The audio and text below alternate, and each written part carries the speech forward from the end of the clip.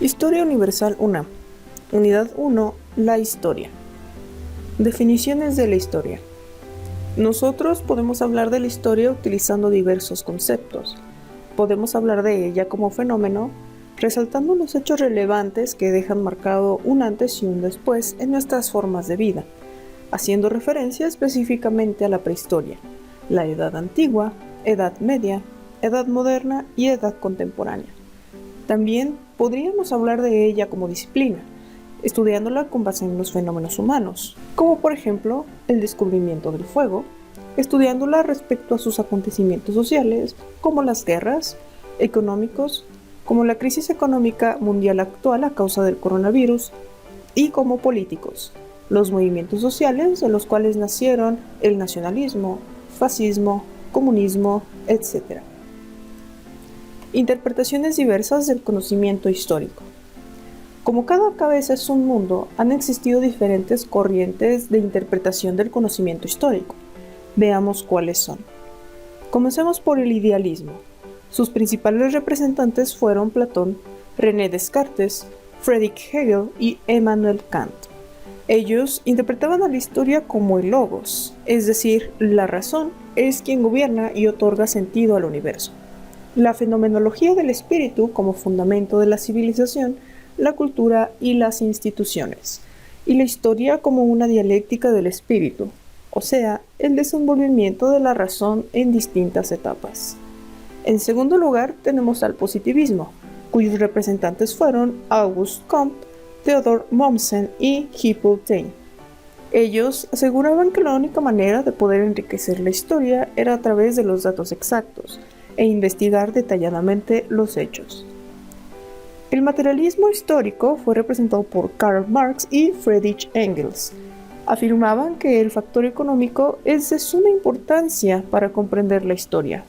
Ellos explicaban la historia como una lucha de clases en donde constantemente se enfrentaban los intereses de los pobres, es decir, la clase trabajadora, y de los ricos, la clase explotadora dominante.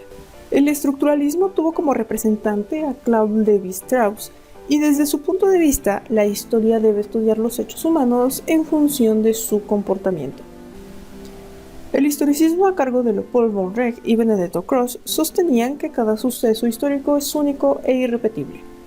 Finalmente, la Escuela de los Anales, cuyo representante principal fue Fernand Braudel, decía que entre los objetivos principales de la historia eran destacar la importancia de cómo se van formando las estructuras sociales a lo largo del tiempo. Periodización de la historia.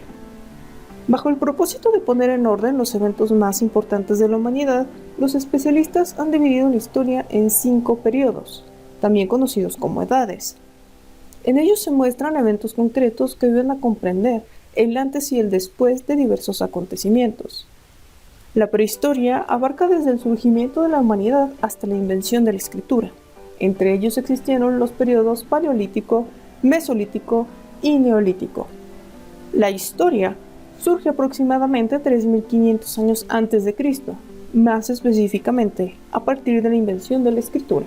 Y sus edades son la antigüedad, desde 3.500 a.C. hasta 476 después de Cristo, comenzando por las civilizaciones agrícolas esclavistas, posteriormente con la aparición de Egipto, Mesopotamia, India y China.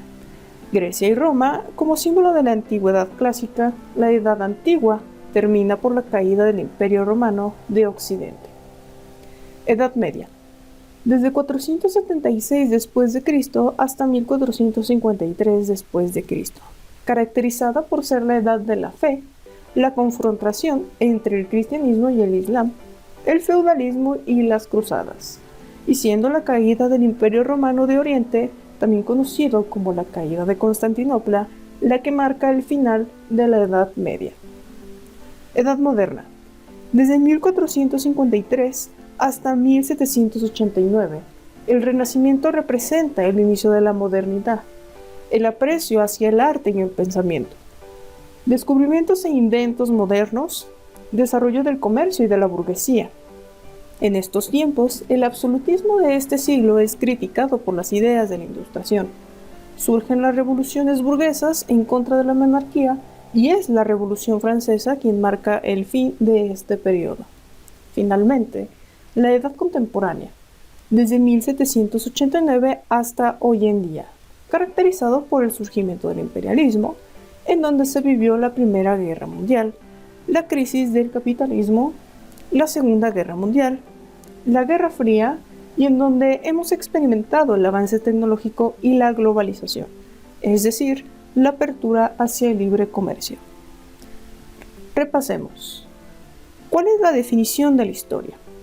La historia es la ciencia humanística que estudia al hombre a través de los hechos en diversos tiempos y espacios. Las fuentes históricas se pueden clasificar en directas e indirectas. Es una característica del positivismo. Sustenta la historia con base en la ciencia. El materialismo histórico considera que el factor económico es determinante en la historia. El orden cronológico de las etapas de la historia son la prehistoria, el esclavismo asiático, la Edad Media, el Renacimiento, Edad Moderna y finalmente la Revolución Industrial. El Renacimiento estuvo vinculado al desarrollo económico de la burguesía. Movimiento intelectual y humanístico de Italia del siglo XIV al XVI, el Renacimiento. ¿Con qué acontecimientos se inicia la Edad Contemporánea? Con la Revolución Francesa. ¿Bajo qué acontecimientos se inicia la Edad Moderna? Con la caída de Constantinopla. ¿Qué fundamento filosófico dio pie a la Ilustración? El racionalismo. El crecimiento de las ciudades y del comercio beneficiaron a la burguesía. Y finalmente, la razón, el progreso y la ley natural son características de la Ilustración.